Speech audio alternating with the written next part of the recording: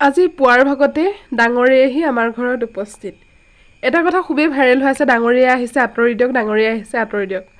এই ডাঙৰীয়া শব্দটোক মানুহে ইমানকৈ কিয় উপলুঙা কৰিছে? মানুহে ভগৱান কি নামানে নেকি? নে ভগৱান নাই? পৃথিৱীত বিজ্ঞানৰ প্ৰযুক্তিবিদ্যা উন্নত হ'ল বুলিয়ে ভগৱান থাকিব নোৱাৰিব নেকি? ভগৱানক আপোনালোকে সকলোৱে মানে, কিন্তু ভগৱানক অকণমানটো ভয় কৰক।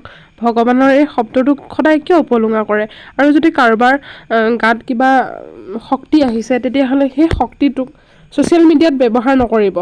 নহ'লে ছ'চিয়েল মিডিয়াৰ জগতখন এনেকুৱা এটা পৰ্যায় পাই যায়গৈ, যিগৰাকী মানুহৰ গাত হয় সেইগৰাকী মানুহ মানে শাৰীৰিক মানসিক সকলোভাৱে মানে বিকলাংগ কৰি দিয়ে।